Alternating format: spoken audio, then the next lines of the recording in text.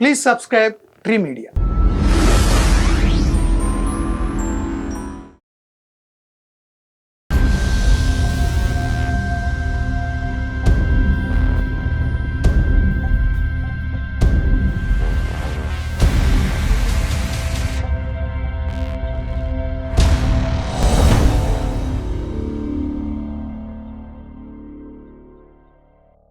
నమస్కారం మూర్తి గారు. నమస్తే సార్.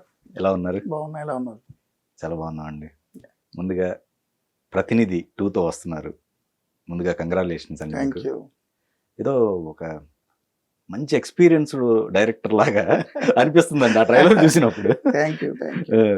నిజంగా చాలా బాగుందండి. ఆ ఎమోషన్స్ కానీ మీరు డీల్ చేసిన విధానం కానీ ముఖ్యంగా కంటెంట్ అంత వెయిట్ కంటెంట్ మీరు ఫస్ట్ దానికి తీసుకోవడం అనేది ఒక ఛాలెంజింగ్.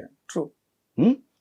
అంటే మనకి సబ్జెక్ట్ కాబట్టి మనం ఇంతకాలం జర్నలిజంలో ఉన్నాం కాబట్టి అది కొంచెం కమాండ్ ఉంది. Okay, exactly. అండ్ మీరు ఆర్టిస్ట్ గా ఒకటి కనిపించారు అక్కడ.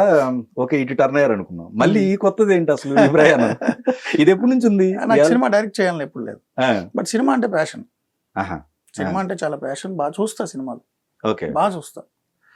రెగ్యులర్గా ఎవ్రీ ఫ్రైడే నేను సినిమాలు చూస్తుంటా. అండ్ ఇప్పుడు ఓటీటీల్లో అన్ని సినిమాలు చూస్తుంటా, ఆల్ లాంగ్వేజ్. ఓకే, సినిమా ప్యాషనే, బట్ డైరెక్షన్ అనే ఆలోచన ఎప్పుడు లేదు. యాక్టింగ్ చేశారు 2-3 సినిమాలు యాక్సిడెంటల్గా చేశారు. అంటే అంతకుముందు కాలేజ్ డేస్లో యాక్ట్ చేసేవాడిని, నాటకాలు. మా గురువు గారు అద్దేపల్లి రామ్మోహన్ రావు అని ప్రముఖ కవి, విమర్శకులు, చాలా పెద్ద ఆయన. ఓకే, ఆయన నేతృత్వంలో కొన్ని నాటకాలు వేసేవాళ్ళం. అండ్ ఊర్లో కూడా నాటకాలు అవన్నీ ఉండేవి. యాక్టింగ్ సినిమా ఓకే, కానీ డైరెక్షన్ ఆలోచన లేదు. బట్ నేను కథలు రాసుకున్నా.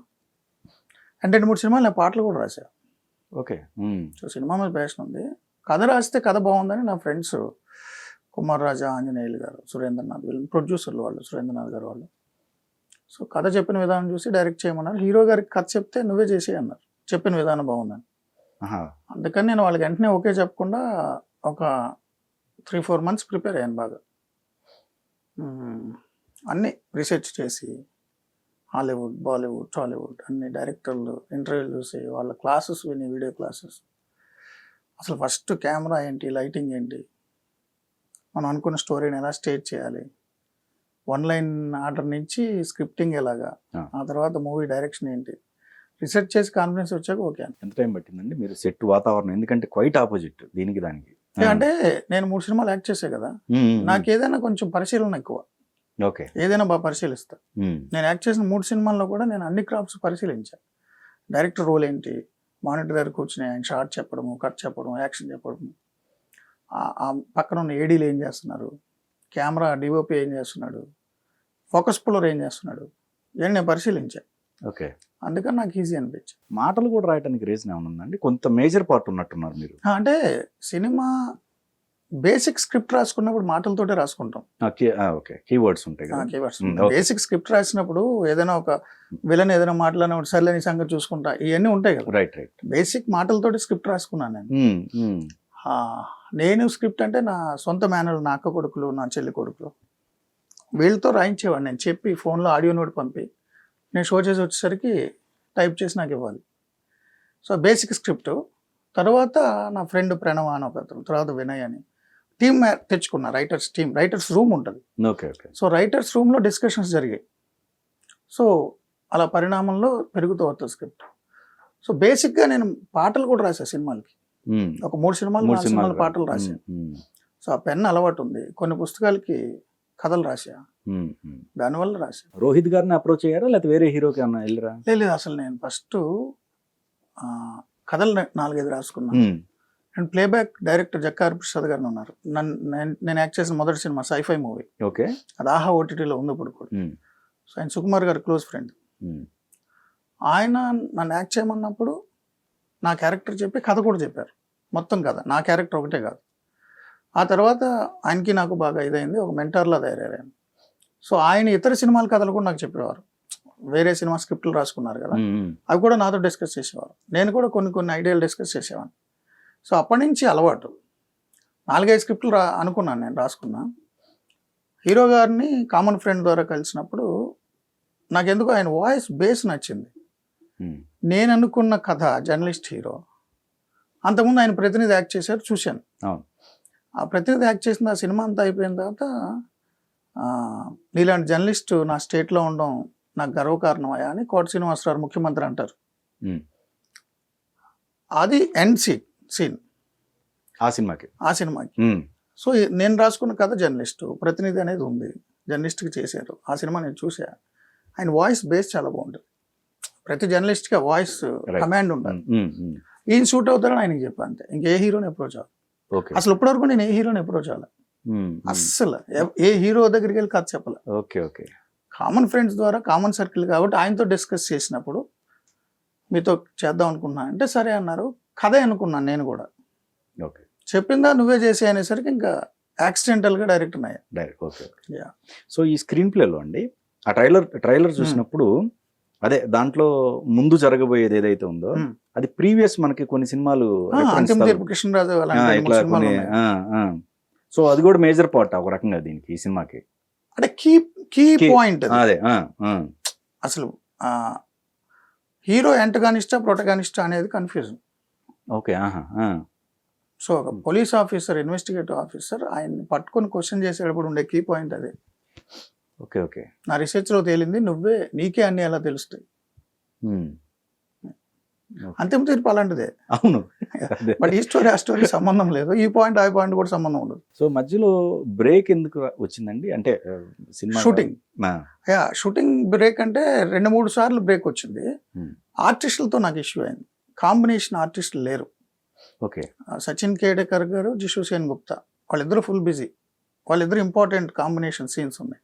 ఇద్దరిది ఒకేసారి సెట్ అవ్వలే. అండ్ హీరో గారు నాది జాన్ 25th అయిపోద్ది అనుకున్నారు రిలీజ్. ఆయన వేరే సినిమా కమిట్ అయ్యారు. ఆ సినిమా షూట్ కూడా స్టార్ట్ అయింది. And heroine first time Telugu అమ్మాయిని తీసుకున్న అమ్మాయి ఆస్ట్రేలియాలో ఎంఎస్ అవుతుంది. మధ్యలో పిఆర్ పర్మనెంట్ రెసిడెన్సీ ఆ రెన్యువల్కి దేనికి వెళ్ళాల్సి వచ్చింది. సో ఇలా డేట్స్ ఇష్యూస్ ఉన్నాయి, టెక్నికల్ ఇష్యూస్ కొన్ని ఉన్నాయి. లేదా జాన్ 25th రిలీజ్ అవ్వాలి. ఓకే. కానీ ఈ సినిమాని అంటే ఈ బ్యాక్ డ్రాప్ ఎంచుకోవడానికి రీజన్ ఏమైనా ఉందా? పైగా ఎన్నికలు దగ్గర పడుతున్న టైంలో రిలీజ్ పెట్టారు ఇది. అంటే నేను 3-4 కథలు అనుకున్నా. ఒకటి పీరియాడికల్ మూవీ 1947. ఓకే. అదొక స్టోరీ, పీరియాడికల్ మూవీ. ఓకే. పెద్ద క్యాన్వాస్ అది, మీకు వర్చువల్ ప్రొడక్షన్, సీజీ చాలా పెద్దగా ఉంటుంది. ఇంకొకటి కూడా అనుకున్నా రొమాంటిక్ కామెడీ. ఓకే. సో 3-4 అనుకున్నా స్క్రిప్ట్, రకరకాల జానర్స్. బట్ ఈ పర్టికులర్ స్క్రిప్ట్ ముందుకు రావడానికి కారణం అంటే రోహిత్ గారిని కలవడం, మాట్లాడడం, లైన్ నచ్చింది అనడం, చేద్దామనే దానికి రావడం. ఎలక్షన్ల ముందంటే ఏం లేదు, పొలిటికల్ థ్రిల్లర్ ఇది. బట్ ఏ పొలిటికల్ పార్టీనో పొగడ్డానికి, ఏ పొలిటికల్ పార్టీని తిట్టడానికి, ఏ లీడర్నో వ్యతిరేకించడానికి, ఏ లీడర్నో పోర్ట్రే చేయడానికి కాదు. బట్ జనరల్గా పొలిటికల్ థ్రిల్లర్స్ అనేవి ఈ సీజన్లో వస్తాయి. అంటే మీకు ఒక పంచాయతీలో ఉన్న కామన్ మ్యాన్ నుంచి పార్లమెంట్ ప్రధాని వరకు 3 అంతా రాజకీయాల మీద ఉంటుంది, కాన్సన్ట్రేషన్ ఉంటుంది. రైట్. ఆ టైంలో మనం పొలిటికల్గా ఏదైనా ఫిలాసఫీ ఒకటి ఏదైనా చెప్పినా రీచ్ ఉంటుందని అంతే. సీజన్ అంతే, ఒక్కోసారి ఒక్కో సీజన్. ఇప్పుడు ఆ మధ్య అంతా మీకు కాంతార, విరూపాక్ష ఒక సీజన్ నడుస్తుంది, అవన్నీ వస్తుంటాయి.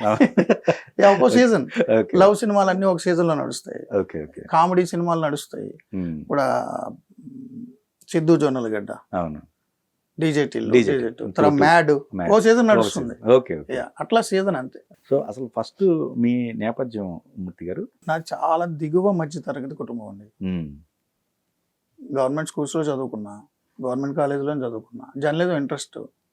సో ఈనాడు జర్నలిజం స్కూల్లో సెలెక్ట్ అయ్యా. ఇంకా అప్పటి నుంచి జర్నలిస్ట్. డిజిటల్ మీడియా ఏదో స్టార్ట్ చేసినట్టున్నారు కదా, దాన్ని ఎందుకు మధ్యలో ఆపాల్సి వచ్చింది? లేదు, డిజిటల్ మీడియా స్టార్ట్ చేయలేదు నేను. నాది ఓన్లీ నా ప్లాట్ఫామ్స్, ట్విట్టర్, ఫేస్బుక్, ఇవే. నేను డిజిటల్ మీడియా లాంచ్ చేయాల. మహా టీవీలో నేను రిజైన్ చేయాల్సిన పరిస్థితి వచ్చినప్పుడు నా మీద బాగా ట్రోలింగ్, హైట్ ఆఫ్ ట్రోలింగ్. పారిపోయాడు, ఏదో చేశాడు, అది చేశాడు, ఇది చేశాడు, మీకు తెలుసు అన్ని రకరకాల కొన్ని పార్టీలు సోషల్ మీడియా వింగ్స్ మొదలుపెట్టినాయి. ఏం జరిగిందో చెప్పాలి నేను. బట్ నాకు ఆ ప్లాట్ఫామ్ లేదు, నేను ఆ ఛానల్ నుంచి బయటకు వచ్చాను. కాబట్టి నా ఫ్రెండ్, క్లోజ్ ఫ్రెండ్, నా కొలీగ్ అతని యూట్యూబ్ ఛానల్ అది. ఓకే ఆ యూట్యూబ్ ఛానల్లో నా వీడియో పోస్ట్ చేశాను. ఓకే ఓకే నా ఓన్ కాదు అది. అవును కదా ఓకే Yeah. ఓకే ఏదో ఒక ప్లాట్ఫామ్ ఉండాలి కదా, రీచ్ అవ్వాలి, నేను ఆన్సర్ చేయాలి. కరెక్టే అందుకని నా ఫ్రెండ్ యూట్యూబ్ ఛానల్లో పెట్టాను. నాకు బాగా క్లోజ్ ఫ్రెండ్ వంశీ అని, అతని ప్లాట్ఫామ్లో నా వీడియో పోస్ట్ చేసి సినిమా అనుకున్న విధంగానే మీకు పర్ఫెక్ట్ వచ్చింది. చాలా బాగా వచ్చింది. మొత్తం ఒక థీమ్ సాంగ్ అన్నాను Yeah. ఇంట్రడక్షన్ సంబంధించి. ఆ టైటిల్ సీక్వెన్స్ అండి జాన్లేజానికి సంబంధించి ఉంటుంది. తర్వాత హీరో ఇంట్రడక్షన్ సాంగ్ ఉంటుంది. సెకండ్ హాఫ్ లో ఒక సాంగ్ ఉంటుంది. మొత్తం 4 సాంగ్స్ ఉంటాయి. Okay okay. సో మీరు పెద్ద హీరోని ఎవరిని అప్రోచ్ అవ్వలేదండి? అసలు ఇప్పటివరకు ఏ హీరోని అప్రోచ్ అవ్వలేదా? అసలు ఎవరిని అప్రోచ్ అవ్వాలా. రోహిత్ గారు ఫ్రెండ్ కాబట్టి కామన్ సర్కిల్లో నలుగురు కలిసి ఓకే మాట్లాడుకున్న సందర్భంలో నేను యాక్ట్ చేసిన సినిమాల గురించి వాటి గురించి డిస్కషన్ జరిగింది. ఓకే అప్పుడు ఆయన 2022 బర్త్డే అనుకుంటా, అప్పుడు కలిసాం. టాపిక్ వచ్చినప్పుడు ఆయన మంచి సినిమా మీద చాలా పట్టుంది. ఆయన వెర్స్టైల్ యాక్టర్, సబ్జెక్టులు బాగా సెలెక్ట్ చేసుకుంటారు. అండ్ యుఎస్లో ఆయన ఫిల్మ్ యాక్టింగ్లో కోర్స్ చేసి వచ్చారు. సో హాలీవుడ్ మూవీస్ గురించి కూడా డిస్కషన్ జరిగింది ఆ రోజు. ఓకే స్టోరీల గురించి, వాటి గురించి, టేకింగ్, ఈ సీజీ కదా అప్పుడు అంతా కూడా. బట్ అన్నించుకొని డిస్కస్ జరిగినప్పుడు ఏదో టాపిక్ వచ్చినప్పుడు లైన్ చెప్పాను అంతే. Okay okay. బట్ నేను ఆయన్ని నా సినిమా కోసం అప్రోచ్ అవ్వాలి. Okay okay okay. టాపిక్ వచ్చినప్పుడు అనిపించి మీతో సినిమా చేయాలని చేస్తాను సార్ అని అంతే. నేను ఇప్పటివరకు లైఫ్ లో ఎవరిని అప్రోచ్ అవ్వాలి అసలు. స్టోరీ చెప్పారా? చిరంజీవి గారు మొన్న నా టీజర్ లాంచ్ అప్పుడు, టీజర్ లాంచ్ అప్పుడు వెళ్ళాము. అంటే నాకు ఆయన చాలా అభిమాన నటుడు, ఆయన ఫ్యాన్ నేను.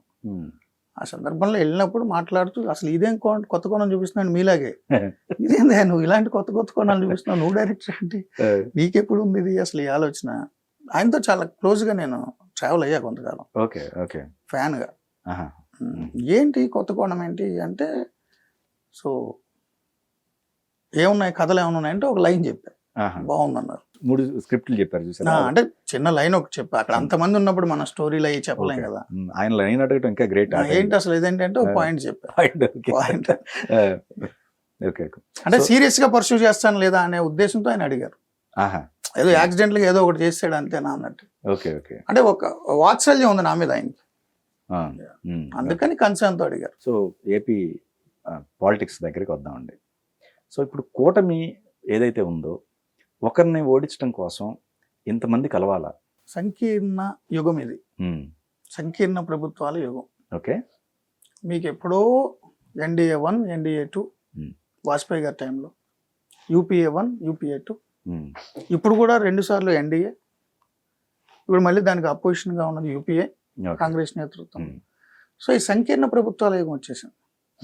2 పార్టీ సిస్టమ్ అనేది ఎప్పుడో, అయితే కాంగ్రెస్ లేదా బీజేపీ, మధ్యలో కొన్ని కమ్యూనిస్ట్ పార్టీలు ఉండేవి దేశవ్యాప్తంగా.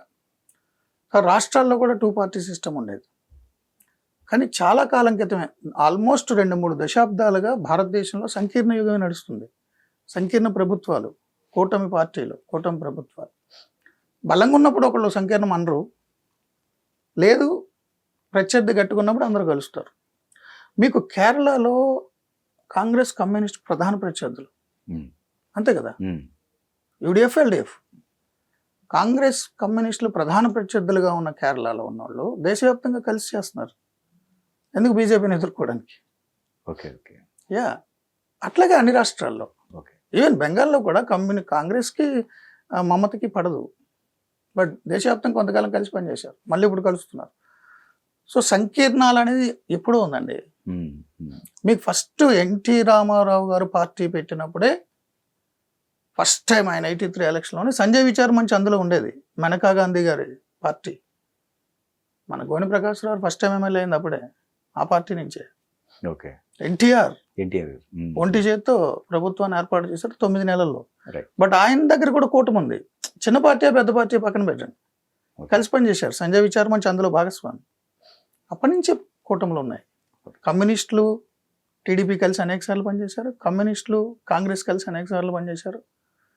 అండ్ బీజేపీ నాకు తెలిసి 89 ఆ టైంలో ఒక పక్క బీజేపీ, ఒక పక్క కమ్యూనిస్టులు పొత్తు పెట్టుకున్నారు తెలుగుదేశంతో. ఇటే బీజేపీ ఉంటుంది, బట్ డైరెక్ట్గా కమ్యూనిస్టులకి బీజేపీకి పొత్తు లేదు. ఈ పార్టీతో బీజేపీ పోతుంది, ఈ పార్టీతో కమ్యూనిస్టులు పోతుంది. దేశంలో రాష్ట్రంలో ఎప్పటి నుంచో జరుగుతున్నాయి కూటమి రాజకీయాలు, కొత్త ఏం కాదు. ఈవెన్ రాజశేఖర రెడ్డి గారు కూడా కూటమి కదా, అవును అవును. కేసీఆర్ గారు వాళ్ళతో, కేసీఆర్, లెఫ్ట్ అవును. పార్టీలు టీఆర్ఎస్, అవును. కూటమి పార్టీలు ఎప్పుడు ఉన్నాయి.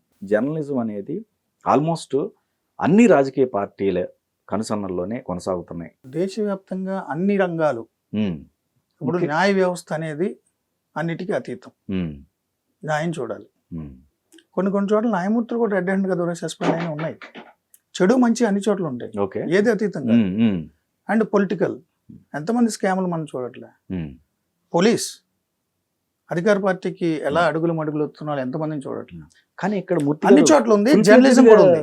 అదే ఇక్కడ ఫుల్ ఫ్లెడ్జ్డ్ గా ఉంటుంది కదా మూర్తి గారు. కాదు, అంటే కాదు. నేనేమంటానంటే అందరూ ఒక్కట్లాని కాదు నా కాదు, ఉద్దేశం. జర్నలిజం కూడా దేశంలో, భూమి మీద, ప్రపంచంలో అన్ని రంగాల్లో మంచి చెడు ఉన్నట్టే జర్నలిజం కూడా ఉంది. ఉమ్, బట్ ఆ పర్సంటేజ్ ఎంత అనేది ఉపయోగం ముఖ్యం. ఎక్కువ ఉంది కదా. నా ఒపీనియన్ ప్రకారం ఎక్కువ ఉంది. ఏదే బట్ నా ఒపీనియన్ ప్రకారం రాజకీయ వ్యవస్థలు వాళ్ళు చేసిన మంచి చెప్పుకోవడానికి వాళ్ళకంటూ ప్రత్యేక యంత్రాంగం ఉంది. ముఖ్యంగా అధికార పార్టీలకు అధికారం కూడా ఉంటుంది. గ్రామ పంచాయతీ వార్డు మెంబర్ నుంచి ముఖ్యమంత్రి వరకు, దేశంలో అయితే ప్రధానమంత్రి వరకు పంచాయతీ వార్డు మెంబర్లు ఉన్నారు. ఆ పార్టీ వాళ్ళు, అధికార పార్టీ వాళ్ళు, సర్పంచ్లు ఉన్నారు, ఎంపీపీలు ఉంటారు, ఎంపీటీసీలు ఉంటారు, జడ్పీటీసీలు ఉంటారు, జడ్పీపీలు ఉంటారు, ఎమ్మెల్సీలు ఉంటారు, ఎమ్మెల్యేలు ఉంటారు, మంత్రులు ఉంటారు, ముఖ్యమంత్రి గారు ఉంటారు. అన్ని ప్రభుత్వ శాఖలు ఉంటాయి, వాళ్ళ చేతిలో అధికారం ఉంది. ఇంత మంచి పని చేశారంటే ఇంత అని చెప్పుకోవడానికి వాళ్ళ కార్యకర్తలు, లక్షలాది మంది సోషల్ మీడియా సైనికులు చెప్తూ ఉంటారు. మీరు నేను పన్నులు కట్టిన డబ్బుతో సమాచార పౌర సంబంధాల శాఖ ద్వారా టీవీలకి, డిజిటల్ మీడియాకి, పేపర్లకి 100 కోట్ల యాడ్స్ ఇచ్చుకుంటారు. వాళ్ళు ఏదో చేశాము అని చెప్పుకోవడానికి ఉద్ధరించినట్టు భగవత్ స్వరూపులుగా పోర్ట్రే చేసుకుంటూ అన్ని పథకాలకి పేర్లు పెట్టుకుంటూ నేను కట్టిన పన్నులతో వచ్చిన డబ్బుల్ని ప్రచారం చేసుకుంటారు. వారికంటూ వార్డు మెంబర్ నుంచి ముఖ్యమంత్రి వరకు, దేశంలో అయితే ప్రధానమంత్రి వరకు యంత్రాంగం ఉంది. ప్రత్యేకించి పార్టీ కార్యకర్తలు ఉన్నారు, సోషల్ మీడియా వింగ్లు ఉన్నాయి. మరి తప్పు చేస్తే ఎవరు చెప్పాలి? మీడియానే. అది నా డ్యూటీ, ఓకే. నా ప్రాథమిక డ్యూటీ అది. ఎందుకంటే ఎలక్టరేట్కి ప్రజలు నిన్ను ఎన్నుకున్నారు. నువ్వు ప్రజా ప్రాతినిధ్య చట్టం ప్రకారం పార్టీని రిజిస్టర్ చేసే ఎన్నికల సంఘంలో, అంటే ప్రజల తరపున నువ్వు ప్రతినిధివి. నీ ప్రైవేట్ ప్రాపర్టీ కాదు, నీ లిమిటెడ్ కంపెనీ కాదు. ప్రజలు నీకు ఇచ్చిన అధికారం అనే ఒక అధికారం ఉంది, నీ చేతిలో పబ్లిక్ ఎక్స్చెకర్ ఉంది. ఈ రెండు వాడుకు నువ్వు ప్రచారం చేసుకుంటున్నావు. నువ్వు చేసే చెడు ఎవరు చెప్పాలంటున్నా? జర్నలిస్ట్గా నేను చెప్పాలి, అది నా ప్రాథమిక విధి. నువ్వు ఏదైనా మంచి చేస్తే నేను చెప్పనని నేను అంటలా. నువ్వు చేసిన స్కీము ప్రజలు అందుబాటులో ఉండాలి, అవైల్ చేసుకోవాలి అంటే ఇదిగో ఈ స్కీమ్ ఉంది, ఈ స్కీమ్కి అర్హులు వీళ్ళు, ఇదైతే ఉపయోగపడుతుంది అని చెప్పనని నేను అంటలా. బట్ నా ప్రాథమిక విధి ఏంటంటే ప్రజల తరపున నువ్వు నుంచున్నావు, ప్రజల డబ్బులు నువ్వు తీసుకుంటున్నావు, ప్రజల తరపున ఎన్నికయ్యావు కాబట్టి ప్రజలకి నువ్వు చేసిన తప్పు ఒప్పుల్ని ఎత్తి చూపాల్సిన బాధ్యత నాది. ఒప్పులు ఉంటే నువ్వు చెప్పుకోవడానికి నువ్వు ఉన్నావు, తప్పు నేను చెప్తానన్నా. అదే ప్రభుత్వమైనా కానీ, ఏ పార్టీ అయినా కానీ, జర్నలిస్ట్ ప్రాథమిక విధి అదే. జర్నలిజం ప్రతిపక్ష పాత్ర పోషించాలని మనం చదువుకున్నాం. ప్రతిపక్ష పాత్ర అంటే ఇప్పుడున్న ప్రతిపక్ష పార్టీ పాత్ర కాదు, ఎప్పుడూ ప్రతిపక్ష పాత్ర పోషించాలి. ప్రజల తరపున క్వశ్చన్ చేయాలి, ప్రజలకి సమాచారాన్ని ఇవ్వాలి. ఎలక్టరేట్కి, ప్రజలకి మీరు ఎన్నుకున్న ప్రభుత్వంలో ఏం జరిగింది, మీరు చూస్తున్న సమాజంలో ఏం జరిగిందని సమాచారం మీకు ఇస్తే దాన్ని బేస్ చేసి నిర్ణయం మీరు తీసుకుంటారు. నిర్ణయం మీరే తీసుకోండి, నాకు అభ్యంతరం లేదు. నిర్ణయం తీసుకునే ముందు నీకు ఇన్ఫర్మేషన్ ఇవ్వాలి కదా. జర్నలిస్ట్ డ్యూటీ ప్రభుత్వం చేసే తప్పుల్ని ఎత్తి చూపడం. నేను ఇన్నేళ్లుగా అదే పని చేశా, ఏ పార్టీ ఉన్నాయి, ఏ ప్రభుత్వం ఉంది. మీరు అన్నట్టు రాజకీయ పార్టీలకి కొన్ని ఛానల్స్, కొన్ని మీడియాలు, జర్నలిజం ఒకవైపు ఉంది అంటే ఉండొచ్చు గాక, కానీ జర్నలిస్ట్గా నేను చేసిన టేక్ని నా యాజమాన్యాలు అనుమతిస్తున్నాయి. నేను చేసిన స్టోరీని ప్రభుత్వాలు చేసే విమర్శల మీద ఈనాడు సంస్థలో నేను పనిచేసినప్పుడు తెలుగుదేశం ప్రభుత్వంలో ఉన్న మంత్రులు, ఎమ్మెల్యేల మీద కూడా కథనాలు రాశాను, ప్రచురించారు. ఓకే. ఎక్కడ ఇష్యూ రాలేదు నా వరకు. Okay okay. నేను అలాగే టెలికాస్ట్ చేశాను, అలాగే ప్రచారం చేశారు, ఏ ప్రభుత్వం ఉన్నా.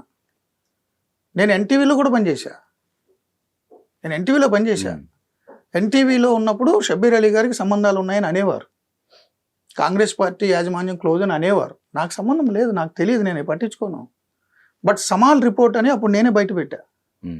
రాజశేఖర రెడ్డి గారి ప్రభుత్వంలో అనేక మంది ఐఏఎస్, ఐపీఎస్ అధికారులు అవినీతి జరుగుతుంటే వాళ్ళ మీద ఒక సీనియర్ ఐఏఎస్ అధికారి సమాల్ గారు నియమించారు. విచారణకి. సమాల్ గారి నివేదిక ఉంది. ఆ సమాల్ గారి నివేదిక ప్రభుత్వానికి సమర్పించక ముందే ఎన్టీవీ చేతిలో సమాల్ నివేదిక, ఇంతమంది ఐఏఎస్లు ఐపీఎస్లు అవినీతి అనకొండలు అంటూ రాసింది నేనే అంటున్నా. ఓకే. నేను తెలుగుదేశం ఛానల్లో చేయడం కాదు, కాంగ్రెస్ ఛానల్లో చేయడం కాదు, నేను ఛానల్లో చేశా. అది చూసే కోణాన్ని బట్టి ఉంటుంది. వాళ్ళకి కొన్ని సంబంధాలు నాకు పనిలే. నేనైతే ఒక ఆపరేషన్, ఒక అసైన్మెంట్ చేస్తే అసైన్మెంట్ తీసుకొస్తే అసైన్మెంట్ చేస్తా. ఆ అసైన్మెంట్ యాజమాన్యాలు ఎక్కువగా నన్ను ఆపలేదు. ఎప్పుడైనా 1-2 చోట్ల ఆపితే నేను ఛానల్ మారా. ఓకే. నా పాలసీ నాది. నేను యాజమాన్యాలు ఇబ్బంది పెట్టను. వాళ్ళు నాకు జీతం ఇస్తున్నారు, ప్లాట్ఫామ్ ఇచ్చారు ప్రజలకు సమాచారం ఇవ్వడానికి. నేను ఇబ్బంది పెట్టను. నచ్చపోతే బయటకు వెళ్ళిపోతా. బట్ నేను కాంప్రమైజ్ అవును.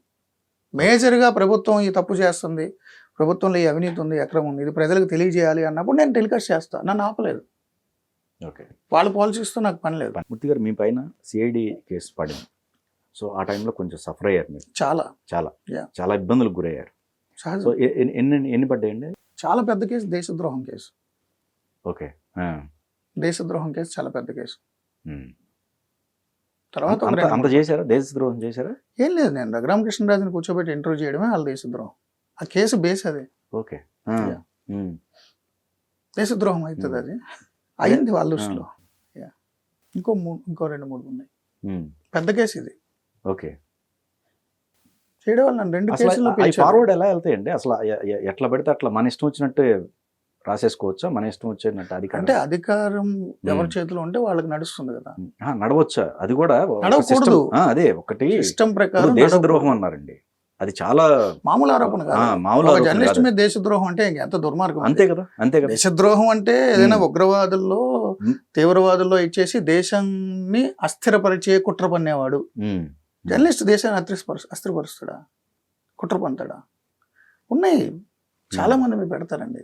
అంటే అదే నేను అనేది, అధికారంలో ఉన్న రాజకీయ పార్టీకి అపరిమితమైన అధికారాలు, విస్తృతమైన వ్యవస్థ ఉంటుంది, దుర్వినియోగం చేయడానికి ఎక్కువ అవకాశం ఉంటుంది. అందుకనే వాళ్ళు చేసే తప్పులు ఎత్తి చూపాలంటున్నా మీడియా తరఫున. వాళ్ళు చేసే మంచి చెప్పడానికి ఎన్ని కోట్లు ఖర్చు పెడుతున్నారు మీకు తెలుసుగా, ఏ పార్టీ అయినా కానీ. వాళ్ళు చేసిన తప్పు ఎత్తి చూపడం నా విధి అంటున్నా. అది వాళ్ళకి నచ్చదు, అధికార పార్టీకి నచ్చదు. శారీరకంగా, మానసికంగా, కేసుల పరంగా అన్ని దాడులు చేస్తారు. అదే పార్టీ అయినా ఉండేవాడు. ఓకే.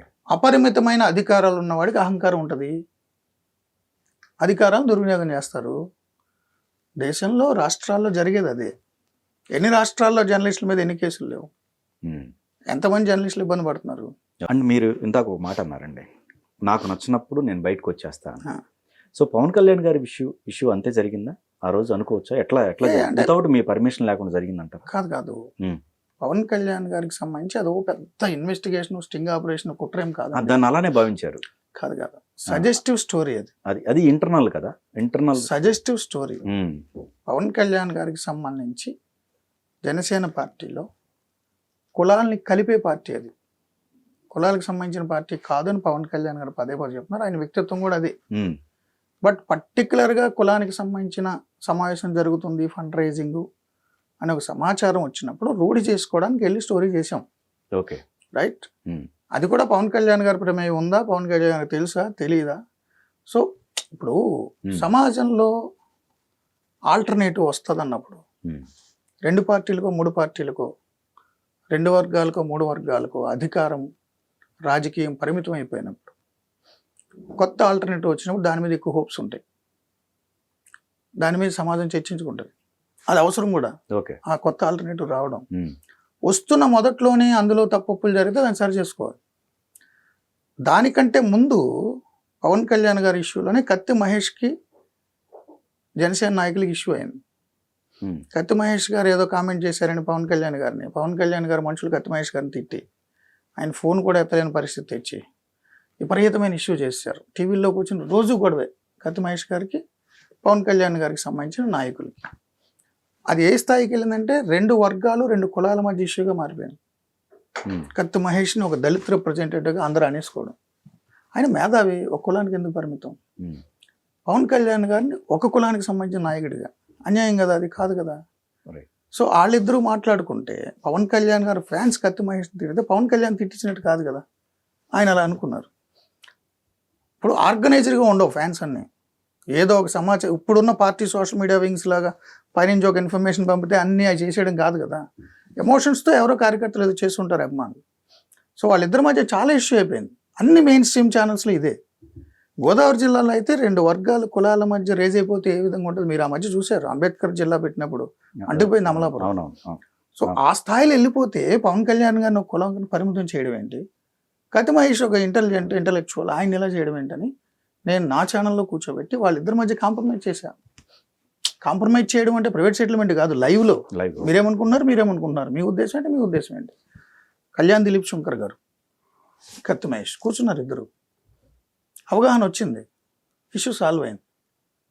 అప్పుడు నన్ను మరి జనసేన కార్యకర్తలు పవన్ కళ్యాణ్ గారు ఫ్యాన్స్ అంతా నన్ను మెచ్చుకున్నారు కదా, అన్న సూపర్ అని. Okay okay. సో నాకు ఆ పార్టీ మీద పవన్ కళ్యాణ్ వ్యక్తిగతగా ఏం లేదు. ఆ ఇష్యూలో అది కరెక్ట్, పవన్ కళ్యాణ్ గారికి సంబంధం లేదు, ఎవరో ఫ్యాన్స్ అన్నారు. కానీ కత్తి మహేష్ గారు తీసుకున్న టేక్ వల్ల మొత్తం పవన్ కళ్యాణ్ గారు వర్గాన్ని పరిమితం అవుతున్నారు, యాంటీ దళిత అయిపోతుంది. సో ఇది ఇద్దరికి మంచిది కాదు, రాష్ట్రానికి మంచిది కాదు, కొత్తగా వస్తున్న ఆల్టర్నేటివ్కి మంచిది కాదు అనేది నా స్టాండ్ అప్పుడు చేశా. అలాంటి ఇష్యూ ఇంకొకటి వచ్చింది పార్టీకి సంబంధించి. అంతర్గతంగా తెలిసింది, యాజమాన్యంతో మాట్లాడి యాజమాన్యం స్టోరీ చేయమంటే యాజమాన్యం చెల్లించిన డబ్బులతో అక్కడికి వెళ్ళి రూమ్ చేసుకొని స్టోరీ చేసాం. స్టోరీ టెలికాస్ట్ అవుతున్నప్పుడు వివిధ కారణాల వల్ల స్టోరీ ఆగిపోయింది. నేను ఏ సంస్థలో పనిచేసినా యాజమాన్యం తిట్టడమో ఏంటో నాకు సంబంధం లేదు. ఏదో ఇబ్బంది ఉంది, ఒక 500-600 మంది ఉద్యోగులు దాని మీద ఆధారపడ్డారు, నచ్చలేదు వచ్చేసాను అంతే. నాకు ఎవరి మీద కక్ష లేదు, ఎవరి మీద ద్వేషం లేదు, ఎవరి మీద ఆరోపణలు కూడా లేవు. నా టేక్ అది. లైవ్లో నేను అనుకున్న స్టోరీ ప్రజెంట్ కాలేదు, దానికి వాళ్ళకున్న ఒత్తిళ్ళు ఏంటో కారణాలు ఏంటో నాకు తెలియదు. నేను బయటకు వచ్చాను. నేను తప్పుడు స్టోరీ చేశానంటే యాజమాన్యం టేక్ వేరేలా ఉండేది కాదు కదా. మీకు ఆ మధ్య కొంచెం బాగా ఈ సిఐడి కేసు పడక ముందు బెదిరింపు కాల్స్ రెగ్యులర్ గా వచ్చి నా ఆఫీస్ మీద రాళ్ళేసారు, నా కార్ మీద రాళ్ళేసారు. నా ఆఫీస్ నే 4-5 సార్లు అద్దాలు పగలగొట్టారు. నా షోస్ జరుగుతుంటాయి అండ్ నా కార్ మీద కూడా రాలేదు. చాలా సార్లు వచ్చినాయి బెదిరింపు కాల్స్. లైవ్ లో ఉన్నప్పుడు వస్తే నేను ఆ కాల్ చదివేస్తా, మెసేజ్ చదివేస్తా. నెంబర్ చెప్పను పాపం, నెంబర్ చెప్తే మళ్ళీ వాళ్ళంతా బట్ స్క్రీన్ షాట్ కూడా మీరు సానుభూతి. ఎందుకంటే ఒక నెంబర్ నేను లైవ్ లో చెప్పానంటే ఎవరు పడితే వాళ్ళు ఇష్టారాజ్యం చేస్తారండి. నా ప్రమేయం లేనిది ఎవరెవరో మాట్లాడేసుకుంటారు. వాళ్ళు ఇబ్బంది పెట్టే పార్టీ వాళ్ళు రకరకాల వేధింపులు. నేను ఎందుకు దానికి ఆజ్యం పోయాలి? పర్సనల్ గా నన్ను తిట్టాడు ఏదో ఎమోషన్లో, నేను చెప్పేస్తా లైవ్ లో. ఫోన్ కాకుండా దాడి ఏమైనా జరిగిందని? చాలాసార్లు దాడులు జరిగిన, చాలాసార్లు దాడులు జరిగిన, 4-5 టైమ్స్ దాడులు జరిగింది. అవునా? వచ్చే ప్రయత్నం అంటే కుమ్మేయడం అంతే, కొట్టేయడం. వాళ్ళ ఇష్టం, కొట్టవడం పడేస్తాను. ఇక్కడ హైదరాబాద్ లో జరిగిందండి? హైదరాబాద్ లో 2 సార్లు జరిగింది, విజయవాడలో అయితే 4-5 సార్లు, 3-4 సార్లు జరిగింది. మొత్తం ఒక 5-6 సార్లు జరిగి ఉండొచ్చు. విజయవాడలో అయితే చాలా పెద్ద అటాక్ జరిగింది. అవునా? దెబ్బ ఇక్కడ ఉంటుంది, నాకు కోసారు. ఇక్కడ కూడా ఉంటుంది. వాళ్ళు అచేతన చేద్దాం అనుకుంటారో లేదా ఈయన సిద్ధకు కొడేస్తే జీవితంలో మన మీద స్టోరీకి రావడం వస్తాడో, వాళ్ళు ఏ మూమెంట్ తో వచ్చారో అది ఏ స్థాయికి వెళ్తుందో తెలియదు కదా. చచ్చేలా కొడతారో కొట్టి చంపేస్తారో అక్కడ మనం ఎదుర్కోవడాన్ని బట్టి లేదా చుట్టుపక్కల ఉన్న వాళ్ళు రావడాన్ని బట్టి ఏదో ఉంటుంది. అప్పుడు దాడి జరిగినప్పుడు నా ఫ్రెండ్ అజయ్ అని ఉండేవారు పోలీస్ డిపార్ట్మెంట్, ఇప్పుడు ఎక్కడ ఉన్నాడో తెలియదు. ఫోన్ చేస్తే ఆయన వాకిటాకీలో వెహికల్స్ మాట్లాడుకుని తీసుకొచ్చి సేవ్ చేసి. ఒక రకంగా మీరు పెళ్లికి దూరంగా ఉంది ఇందుకే అనుకోవాలా అని కాదు, పర్సనల్గా నాకు అట్మోస్ట్ నా ప్రయారిటీ స్వేచ్ఛ, స్వతంత్రం అండి. స్వతంత్రం కావాలి నాకు. ఒక వ్యక్తితో లైఫ్ అంతా పంచుకుంటే నా స్వతంత్రం పోదు, తన స్వతంత్రం పోదు. అందుకని పర్సనల్గా వద్దనుకో, పెద్ద ఫిలాసఫీ ఏం లేదు, త్యాగాలు అవి ఏం లేవు. నాకు ఎమోషనల్ ఇండిపెండెన్స్ కావాలి, దట్స్ ఇట్. ఇంకొకరి మీద నేను డిపెండ్ అవ్వను, నా మీద ఎవరు డిపెండ్ అవ్వద్దు. ఎమోషనల్గా అనవసరమైన ఇష్యూస్ వస్తాయి లైఫ్ అంతా, ఎందుకు అంతే, అంతమించి ఏం లేదు. అంతేనా? స్వాతంత్రం కావాలి నాకు. నేను ఎలా ఉండాలో అలా ఉండాలి, మీరు ఎలా ఉండాలో అలా ఉండాలి. ఒకళ్ళ వ్యక్తుల జీవితంలో ఒకరు శాసించడం అంటే, ఇప్పుడు నా లైఫ్ వెహికల్ యొక్క స్టీరింగ్ నా చేతిలో ఉండాలి, నేను ఎవరి చేతిలో పెట్టను. ఎవరి లైఫ్ వెహికల్ స్టీరింగ్ నేను లాక్కోను, అంతే. బ్యాక్ సీట్ డ్రైవింగ్ కూడా చేయను. ఎందుకు నాకెందుకు, నా జీవిత గమనం నాది, మీ జీవిత గమనం మీది, ఓకే అంతే. సింపుల్ లాజిక్, పెద్ద ఏం లేవు, పెద్ద ఫిలాసఫీ లేదు, త్యాగాలు లేవు, తోటకూరలు ఏం లేవు. ఓకే. నేను ఎమోషనల్గా ఇండిపెండెంట్గా ఉందాం అనుకున్నాను. Yeah.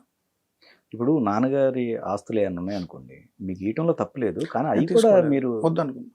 ఎనీ రీజన్ అండి? నా కాళ్ళ మీద నేను బతుకుతున్నా. ఓకే. కన్నారు, కష్టపడ్డారు, చాలా కష్టపడి చదివించారు. చదివించింది అది నా సంపాదన నాది కదా. ఎంతమంది అండి మూర్తి గారు మీరు? అండ్ నలుగురు, అక్క, అన్నయ్య, నేను, చెల్లి. ఓహో ఓకే. సో సిబ్లింగ్స్ తీసుకుంటారు. నా ఫిలాసఫీ నాకు వద్దు అంతే. ఓకే. దీనికి కూడా ఇప్పుడు పుచ్చలపల్లి సుందరి గారు ఉన్నారండి. ఆయన నేను పుట్టడానికి ముందే నా పేరు ముందున్న పొలం, నా పేరు అనుకున్న కులం నాకు వద్దని వదిలేశాడు సమాజం కోసం. 100,000 ఎకరాలు సమాజానికి, పార్టీకి ఇచ్చేసాడు. వెనకాలను తోక ఉంటుంది కదా పేరులో, తీసేసాడు. పేరు వెనకన్న కులం, పేరు ముందున్న పొలం వద్దనుకున్నాడు. చాలామంది ఉన్నారు అలా, కొన్ని 100,000 మంది ఉన్నారు మహానుభావులు. ఏదో ఇన్స్పిరేషను ఏదో మనకి ఎందుకు అంతే. Okay okay. సుందరయ్య గారు కొన్ని 1,000 ఎకరాలు ఇచ్చాడు పార్టీకి, సమాజానికి. పిల్లలు కూడా వద్దనుకున్నాడు. చాలా మంది ఉన్నారు అలా. ఓకే. అలాంటి అన్ని పార్టీల్లో ఉన్నారు. అన్ని పార్టీ సంచలనాలు కూడా మీరు నాట్ ఓన్లీ అంటే పొలిటికల్ కాకుండా కొన్ని సంచలనాలు ఉన్నాయండి మీరు. ఇప్పుడు వేణుస్వామి గారిది అదొక సంచలనం ఆ టైంలో.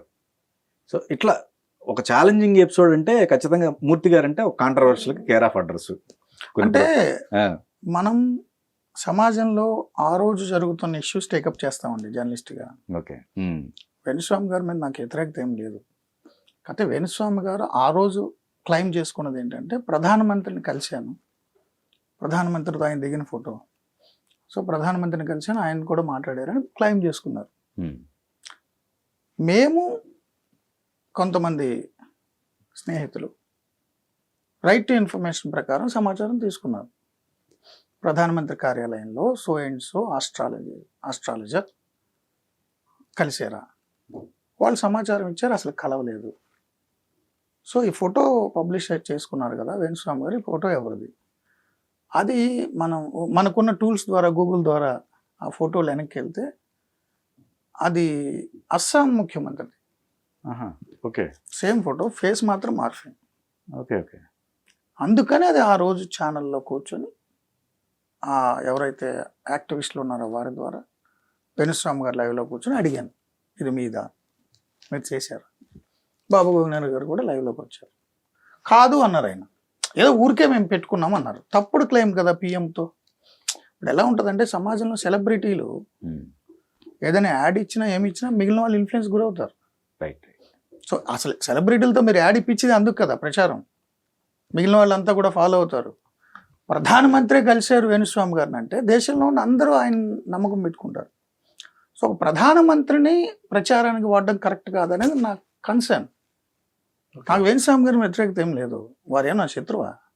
అందుకని నేను స్టోరీ చేశాను. కౌశల్ ఆర్మీ అదో పెద్ద ఇష్యూ అవుతుంటుంది. బిగ్ బాస్కి వెళ్ళిన కౌశల్ గారు అంటే ఒక ఆర్మీ, అంటే ఆయన అభిమానులు అందరూ ఆయన కాంపిటీటర్ని, అంటే హౌస్లో ఉన్న మిగిలిన పోటీదారులని ఎవరో ఉన్నారు, నాకు గుర్తులేదు, తనీష్ ఎవరో హీరోలు చాలామంది ఉన్నారు. అదే షోలో బాబు గోవింద్ గారు అందరూ ఉన్నట్టు గుర్తులేదు.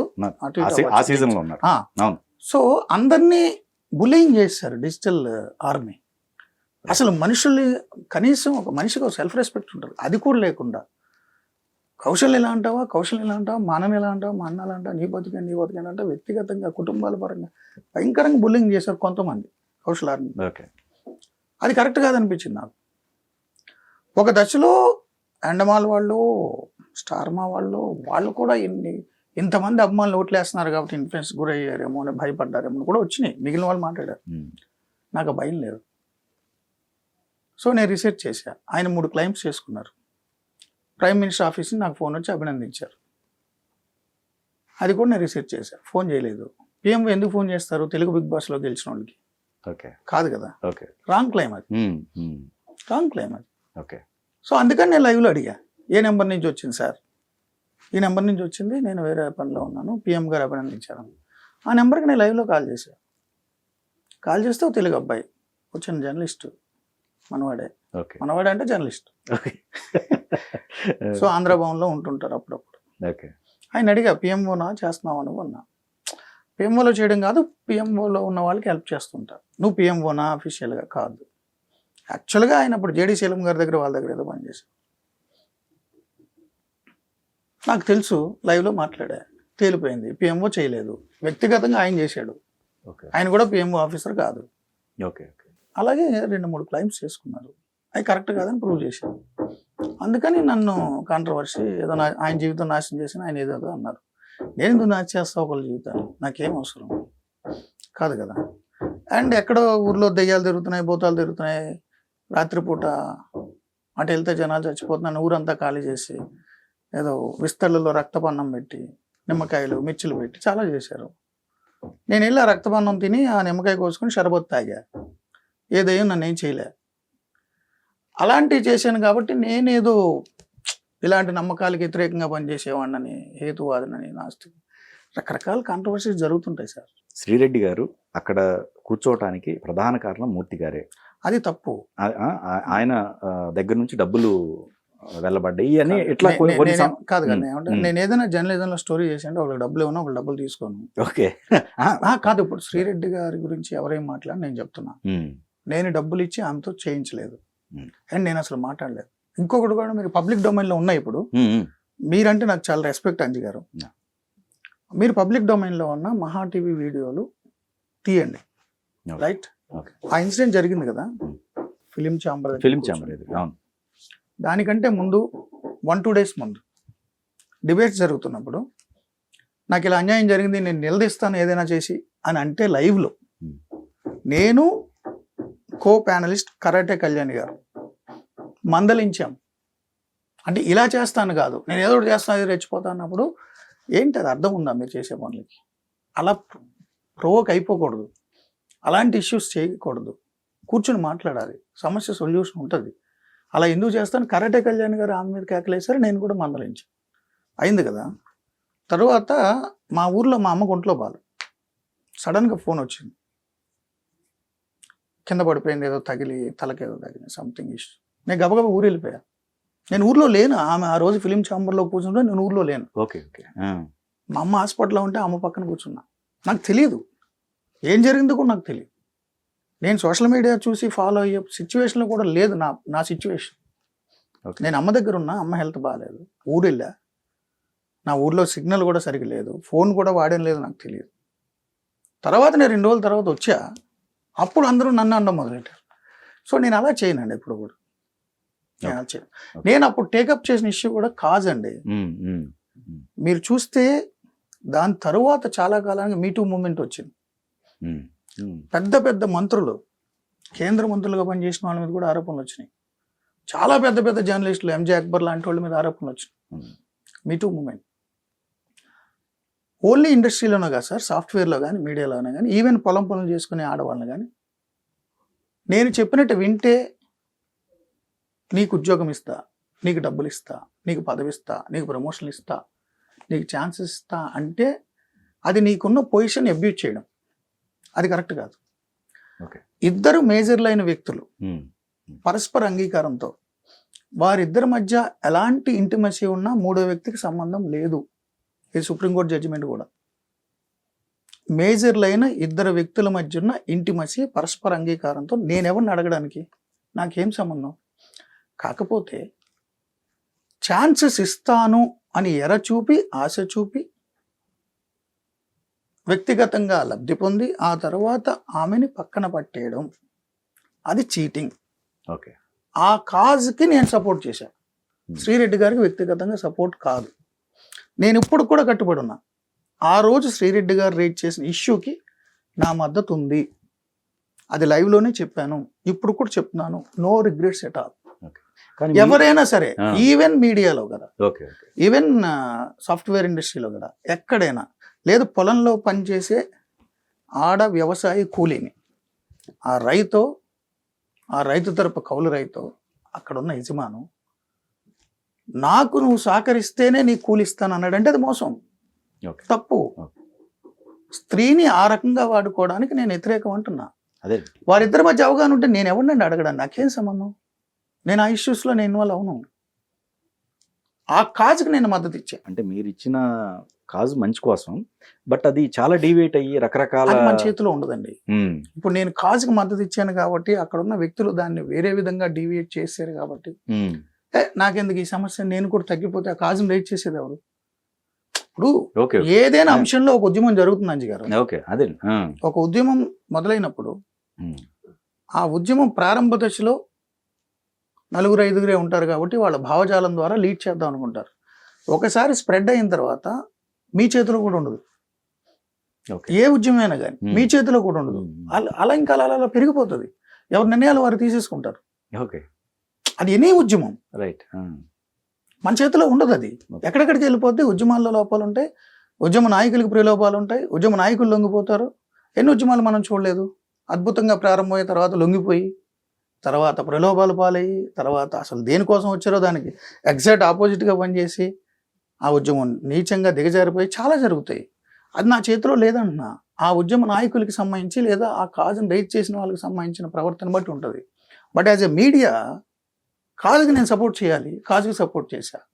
ఆ కాజుకి సంబంధించిన మూమెంట్ని ఎవరు ఎలా తీసుకెళ్లారో నాకు సంబంధం లేదు.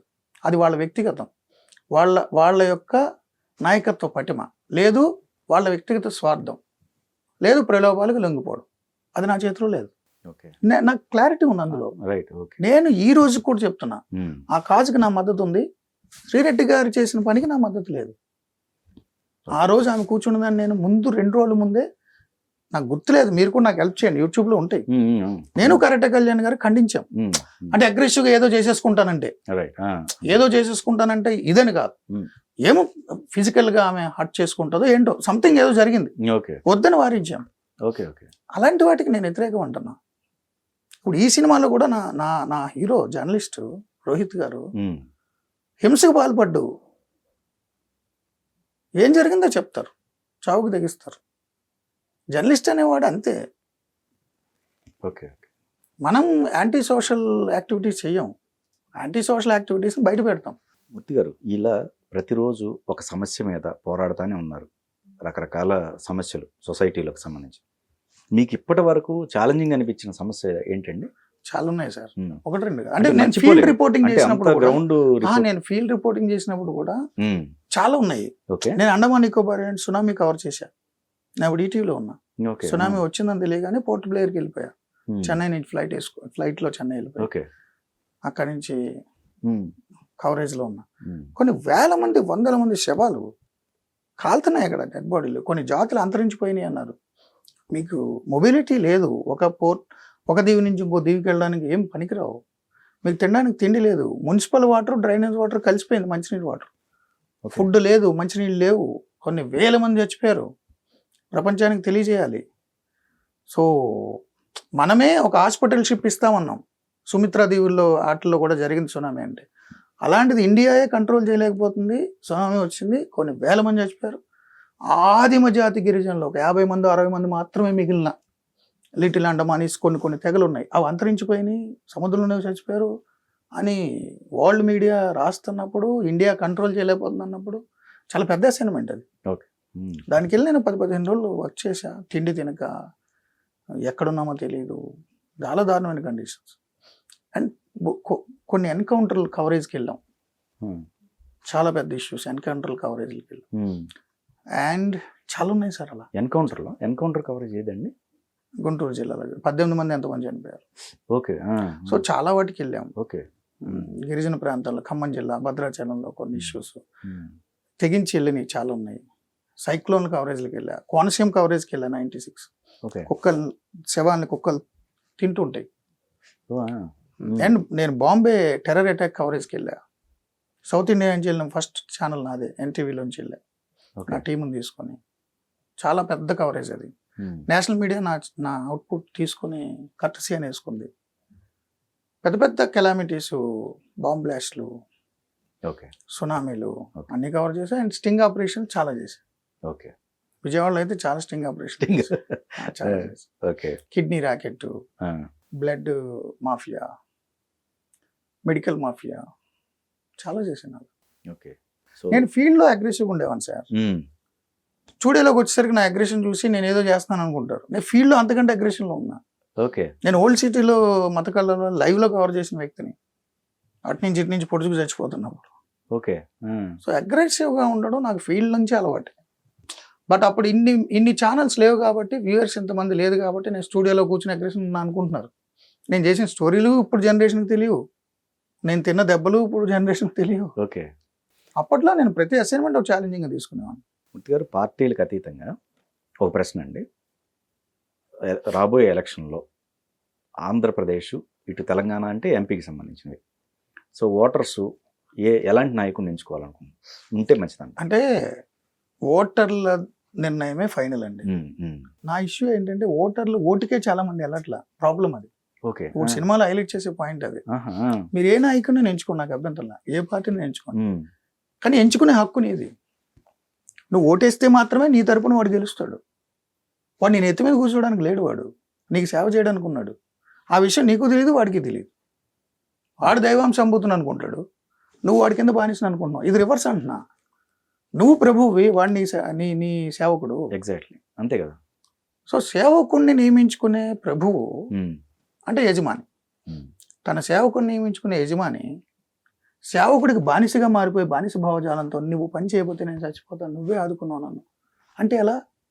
ప్లస్ తను పని చేయడం వల్లే అవతల జీవితాలు ఉన్నాయనుకుంటే ఎలా? దీనికి బాధ్యత ఓటర్దే. ఓటరు ఓటు వేయాలి. 60% మించి యావరేజ్గా ఏ ఎన్నికల్లో పోలింగ్ జరగదు. యావరేజ్గా ఒకసారి 70 అవ్వచ్చు, 90 అవ్వచ్చు, ఒక్కొక్కసారి 98 అయిపోయి రీపోలింగ్ జరగచ్చు. అది నేను చెప్పట్లే, ఐసోలేట్గా చెప్పట్లే. జనరల్గా 1952 నుంచి ఇప్పటి వరకు ఎన్నికల్లో పోలింగ్ 60-65 మించి జరగలేదు. ఈ 60% బయట ఉన్నారు చూడు, ఓటు వేయని వాళ్ళు, వీళ్ళు చదువుకున్న వాళ్ళు ఎక్కువ, వీళ్ళు సొసైటీ మీద కన్సర్న్ వాళ్ళు ఎక్కువ, వీళ్ళు బుద్ధిజీవులు, కానీ ఓటుని లెక్క చేయరు. ఏముందలే ఈ రాజకీయ వ్యవస్థ. సో నేనేమంటానంటే 40 మంది చదువుకున్న వాళ్ళు ఓటు వేయకుండా పక్కకు పోయి 60 మందిలో ఒక 25 మంది ఒక పార్టీకి, ఒక 25 మంది ఒక పార్టీకి భావజాలం రీత్యా ఇక అలా ఉండిపోతారు. ఆ నాయకుడు ఏ తప్పైనా చేయని, నాకు సంబంధం లేదు. ఏ కారణంతో చేసాడో పాపం, ఈ నాయకుడు ఎంత అవినీతినే చేయని, ఎవడు చేయట్లేదు. సో ఒక రకమైన సైకో ఫ్యాన్స్ లాగా పార్టీలకి నాయకులకి కట్టుబడిపోయి, అనకూడదు కానీ ఆ పదం, బానిస భావజాలంతో నాయకుల పట్ల, పార్టీల పట్ల ఒక 25 ఇటు ఉండిపోతారు. ఓకే. 10% మంది అటు ఇటు ఆలోచించి సమాజంలో ట్యాక్స్లు ఎలా ఉన్నాయి, పరిపాలన ఎలా ఉంది, లా అండ్ ఆర్డర్ ఎలా ఉంది, చదువులు నిర్ణయిస్తారు. ఏం చేసినా ఈ 25 కట్టేస్తారు, ఏం చేసినా ఈ 25 కట్టేస్తారు. ఈ 10 మందిలో అటు ఇటు టిల్ట్ అవుతున్నప్పుడు ప్రభుత్వాలు మారుతాయి. నేనేమంటానంటే 40 మంది బయట ఉన్నప్పుడు 60 మందిలో ఒక 3 పార్టీలో 4 పార్టీలో పంచుకున్నప్పుడు ఒకడికి 10, ఒకడికి 12, ఒకటి 15 అలా వచ్చినాయి అనుకో, 22-23 ఓట్లు వచ్చినోడు అధికారంలోకి వస్తున్నాడు.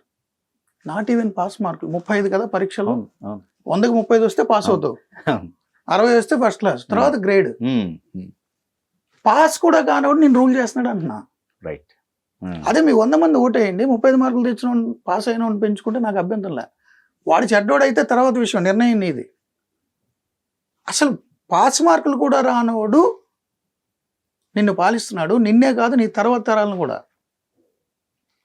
నువ్వు తెలుగు మీడియంలో చదవాలా, ఇంగ్లీష్ మీడియంలో చదవాలా, నువ్వేం చదవాలి, నువ్వు చదివితే ఏం ఉద్యోగం వస్తుంది నీకు, పరిశ్రమలు ఏమొస్తున్నాయి, అసలు నువ్వు పొల్యూషన్ పరిస్థితి ఏంటి, ఇండస్ట్రీస్ పరిస్థితి ఏంటి, పొల్యూషన్ లెవెల్స్ ఎంత ఉన్నాయి, దాన్ని ఎలా కంట్రోల్ చేస్తావు, నువ్వు ఏ వెహికల్ వాడాలి. ఢిల్లీలో అయితే వెహికల్ నెంబర్స్ ఉంటాయి, ఈరోజు ఈ వెహికల్ తిరగాలి, ఈరోజు ఈ వెహికల్ తిరగాలి, షెడ్యూల్ని బట్టి. అంటే నువ్వు ఏ కారులో వెళ్ళాలో, ఏ బండి మీద వెళ్ళాలో కూడా నువ్వు ఎన్నుకున్నా లేదా నువ్వు ఓటేయని నీ ప్రభుత్వ వ్యవస్థ నిర్ణయిస్తుంది.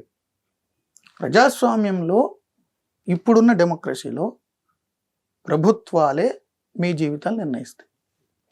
ప్రజాస్వామ్యం కాని పక్షంలో ఉత్తర కొరియాలో కిమ్, రష్యాలో పుతిన్, చైనా అతను నియంతలైన ఆ భూమి మీద లా ఆఫ్ ది ల్యాండ్ వాళ్ళే. సో వాళ్ళు మూర్ఖులైతే ఆ రాజ్యం దరిద్రంగా ఉంటుంది, వాళ్ళు మంచోళ్ళు అయితే ఆ రాజ్యం బాగుంటుంది. అది వాడి మూర్ఖత్వం మీద, వాడి మంచితనం మీద ఉంటుంది. కానీ ప్రజాస్వామ్యంలో ప్రజల మూర్ఖత్వం మీద, ప్రజల మనస్తత్వం మీద కదా పాలకులు పనిచేసేది. సో నువ్వు కదా ఇక్కడ రాజువి, నువ్వెందుకు ఓటేయడానికి వెళ్ళవు, అది నా ఇష్యూ. ఎవరికైనా ఓటేసుకునేవ్వండి, ఓటు వేయడానికి వెళ్ళు. నువ్వు నీ ఓటు ద్వారా గెలిపించగలవు, నీ ఓటు ద్వారా ఓడించగలవు. లేదు ఇద్దరు నచ్చలేదా, నోటాకి వాళ్ళైనా సిగ్గుపడతారు. నేను ఏదో గెలవడం గెలిచాను కానీ నాకంటే నోటాకి ఎక్కువ ఓట్లు ఇచ్చినంటే కొంచెమైనా సిగ్గు ఉంటుంది కదా. ప్రజలకి నేను నచ్చట్లేదని మార్చుకుంటాడు కదా. ఓటు వేయమని నేను చెప్తున్నా. ఎవరు ఎన్నుకుంటారు, ఏ ప్రభుత్వాలు వస్తాయి మనం చెప్పలేం. అంజిబాబు గారు, నేను ప్రభుత్వం ఇచ్చిన రేషన్ బియ్యం తిని బతికినాను చిన్నప్పుడు. నేను పేదవాడిని, నాన్న చాలా కష్టపడ్డాడు. ఒకప్పుడు మంచి ఫ్యామిలీ, పొలాలు అవి ఉన్నాయి, సముద్రంలో కొట్టుకుపోయినాయి ఊర్లో, అందుకని బయటకు వచ్చేసారు. కష్టపడి పెరిగి మళ్ళీ సంపాదించుకున్నాడు. ఆ దశలో ఇబ్బందులు పడ్డాం, బట్ బయట ఎవరిని అడిగే పరిస్థితి లేదు. ఒక రెప్యూటెడ్ ఒక ఫ్యామిలీ, ఒకప్పుడు బాగా బతికిన ఫ్యామిలీ, ఎవరిని అప్పు చేయలేం. సో ఇబ్బందులు పడుతూ బయటపడకుండా బతికిన కుటుంబం. తర్వాత స్వశక్తితో ఆయన ఎదిగాడు, 4 పిల్లల్ని డిగ్రీలు చదివించాడు, హ్యాపీ. సో నేను వెల్ఫేర్ స్కీమ్స్, ప్రభుత్వం ఇచ్చిన రేషన్ తిన్నవాడిని, ప్రభుత్వ పాఠశాలల్లో కాలేజీల్లో చదువుకున్నాను. నేను ఆ రోజు నాకు చేప ఇచ్చారు, తిన్నాను, ఆకలి నిండుకున్నా. వాళ్ళ కూడా ఇచ్చారు, పట్టుకుంటున్నా. ఇక నాకు ఎవడు ఇవ్వక్కర్లే. ఈ బ్యాలెన్స్ ఉండాలి ప్రభుత్వాలు. నేను వెల్ఫేర్ స్కీమ్స్ ఉపయోగించుకున్న వ్యక్తిని, ఎడ్యుకేషన్ హెల్త్ డెవలప్మెంట్ ప్రాసెస్ అనుభవించిన వ్యక్తి. సో ప్రభుత్వాలు వెల్ఫేర్ ఇస్తే వద్దని నేను అన్నాను. ప్రభుత్వాలు ఎడ్యుకేషన్ అండ్ హెల్త్ నెగ్లెక్ట్ చేస్తే తప్పంట. సో డెవలప్మెంట్ ఉండాలి, వెల్ఫేర్ ఉండాలి. ఇవన్నీ ప్రజలు వాళ్ళకి వాళ్ళు ఆలోచించుకోవాలి, మనమే ఇన్ఫ్లుయెన్స్ చేయలేం. ఎవరినైనా ఎన్నుకోనివ్వండి, అసలు ఎన్నుకోమనండి, అందరిని ఎన్నుకోమనండి, ఎవరినైనా ఎన్నుకోమనండి, నాకు అభ్యంతరం లేదు. రాజకీయ పార్టీలతో వ్యక్తులతో నాకేం వ్యక్తిగత ద్వేష లేవు, వ్యక్తిగత అభిమానాలు లేవు. అది మీరు అన్నట్టు ఇప్పుడు విద్యా వైద్యం అనేది ప్రాథమిక హక్కు, అంతే కదండి. ఇప్పుడు మీరైనా నేనైనా చదువుకున్నాం కాబట్టి మన సంపాదన మనం తెచ్చుకుంటున్నాం. సరైన హెల్త్ సిస్టమ్ లేకపోతే ఎన్ని కుటుంబాల్లో సామాజిక విషాదం వస్తుందని మనం కరోనా టైంలో చూసాం. ప్రపంచవ్యాప్తంగా ఒక కుటుంబానికి ఒక 2 పిల్లలు ఉంటే, భార్య ఉంటే, అతని సంపాదన మీద ఆధారపడి ఆ కుటుంబం ఫ్యూచర్ ప్లాన్ చేసుకున్నప్పుడు బయటికి వెళ్ళిన వ్యక్తి ఇంటికి శవంగా వస్తే ఆ కుటుంబంలో జరిగే విషాదం కనీసం 40-50 ఏళ్ళు ఉంటుంది. మామూలు విషాదం కాదు. వాళ్ళ చదువులు మారిపోతాయి. కరెక్ట్. వాడు అంతకుముందు చదువుకున్న స్కూల్ మానేసి మామూలుగా వచ్చేయాలి. ఆమె జీవితం ఊహించలేం. ఎమోషనల్గా, ఫినాన్షియల్గా, బంధువుల దగ్గర రకరకాల ఈక్వేషన్స్ ఉంటాయండి. సో హెల్త్ అనేది చాలా ఇంపార్టెంట్, ఎడ్యుకేషన్ చాలా ఇంపార్టెంట్. సో ప్రభుత్వాల బాధ్యత. అయినా వెల్ఫేర్ అంటే మన దేశమే వెల్ఫేర్ స్టేట్ అండి, సంక్షేమ రాజ్యం. రాజ్యాంగంలో ఆది సూత్రాల్లో రాసుకున్నాం. ప్రజలందరినీ ఆ స్థాయికి తేవాలి, డెవలప్మెంట్ ఉండాలి. మన ఇద్దరం ఈ రోజు ఇలా కూర్చొని మాట్లాడుకున్నాం అంటే చదువుకున్నామనేగా, చదువుకోవడం వల్లేగా. ప్రభుత్వాలు ఏంటనేది ప్రజలు చూసుకోవాలి. ఇంకా ప్రతినిధి 2 విషయానికి వద్దామండి. సో ప్రధానంగా దీంట్లో ఏం చెప్పబోతున్నారు మీరు? అంటే నా సినిమా ఫక్త్ కమర్షియల్ సినిమా. అంటే అంశం అండి, అంశం అండర్ కరెంట్ గా పొలిటికల్ సిస్టమ్ గురించి ఉంటుంది. అంటే ప్రజలను కూడా నిలదీస్తా.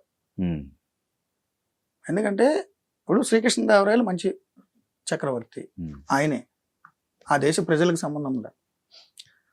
చాలా రాజ్యాల్లో రాజు ఏ మతం అయితే దేశం ఆ మతం అయిపోయేది.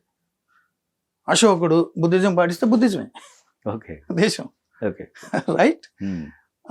ఔరంగజేబు ఇస్లామే.